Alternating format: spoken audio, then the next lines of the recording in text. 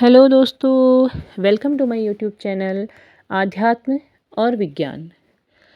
हम सभी twin flame journey में हैं। तो आज हम एक नए विषय को लेकर के बात करेंगे।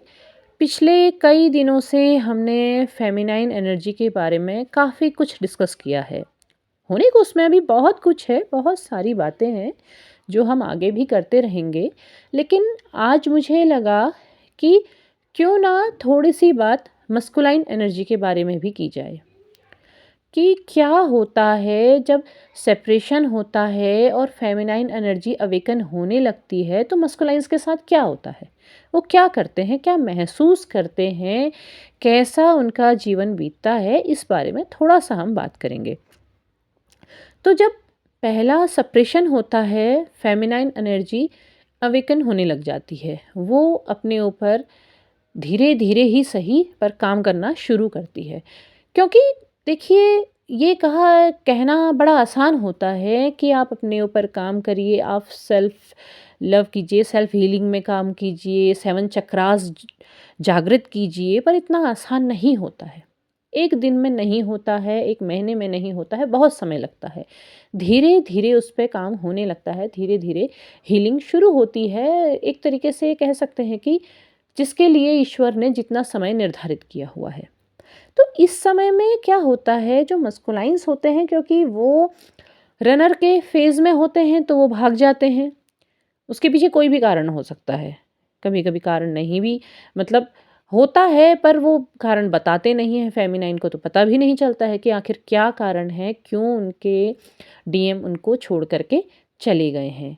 तो ऐसे में वो भी महसूस तो करते हैं, उस दर्द को महसूस करते हैं। कहीं न कहीं उन्हें लगता है कि हमने जो किया है वो गलत किया है, या एक रिग्रेट उनके अंदर रहता है, या फिर कभी ऐसा रहता है कि जो कारण उनके अपने मन के अंदर होता है, उसे वो बहुत अच्छा समझते हैं, कि वो समझते हैं कि हाँ, हमने जो किया सही किया, ये कारण सही था और इस वजह से इसमें दोनों की भलाई है, कुछ इस तरीके का।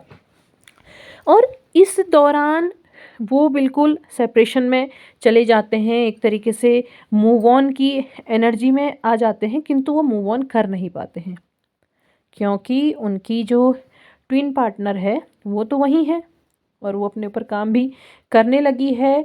लेकिन एकदम नहीं करती है, काफ़ी टाइम तक तो वो भी टूटी ही रहती है और एक दर्द भरी एनर्जी में रहती है, जब तक कि उसे ये पूरी तरह नहीं पता चल जाता है कि वो ट्विन फ्लेम जर्नी में है।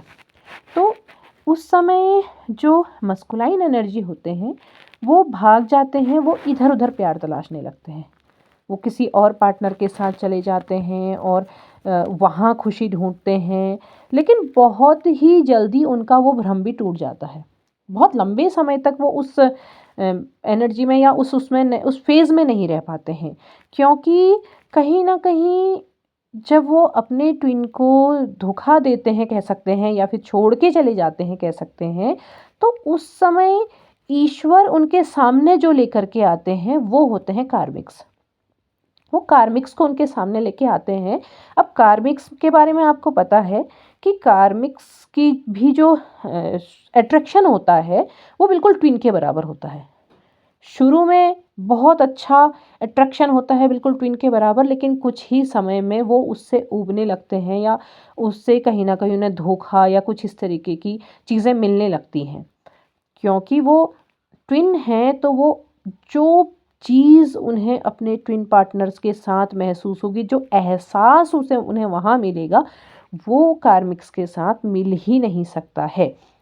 वो बहुत लंबा नहीं रहेगा। उसमें कुछ टाइम के बाद वो घुटन महसूस करने लगेंगे, या फिर और कोई प्रॉब्लम शुरू हो जाएगी। कुछ ना कुछ ऐसा होने लगेगा जहाँ से वो भागने लगेंगे, और वो फिर कहीं और चले जाएंगे।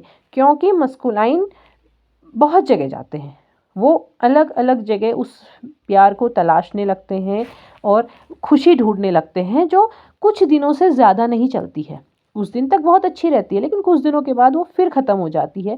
फिर वो वही रिग्रेट फील करने लगते हैं, वही तकलीफ़ उन्हें महसूस होने लगती है।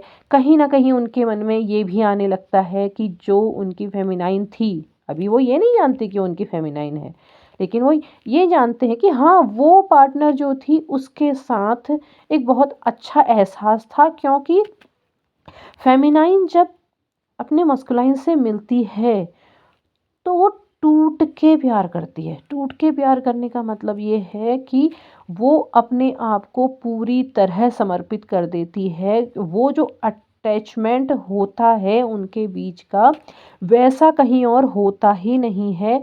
वो पूरी तरह, यहाँ तक कि पूरी तरह समर्पण करने के साथ-साथ वो कहना चाहिए कि मतलब वो अपने आप को पूरी तरह खो देती है। अगर उसका मस्कुलाइन उसे कुछ भी करने को कहे, वो हर चीज़ करने को तैयार होती है, क्योंकि वो पूरी तरह समर्पित हो जाती है।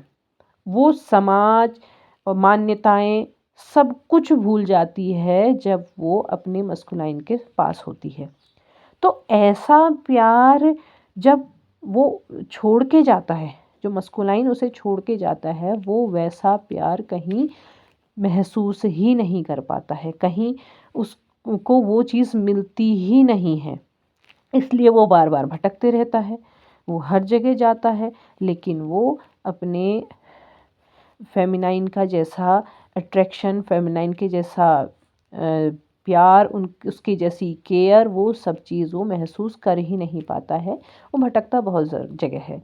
अब ऐसा नहीं है कि वो कुछ ही दिनों में वापस चले आएँगे, उन्हें भी समय लगेगा, क्योंकि जब बार-बार जब वो इधर से उधर भटकते हैं तो ईश्वर बार-बार उनके सामने कार्मिक्स ला रहे हैं। वो कार्मिक्स क्यों लेकर के आ रहे हैं? ताकि उन्हें भी एक समय के बाद एहसास हो कि वो किस जर्नी में हैं। उन्हें एहसास हो कि वो अपने आत्मा के एक हिस्से को कहीं छोड़ आए हैं, जिससे वो मिले थे कभी।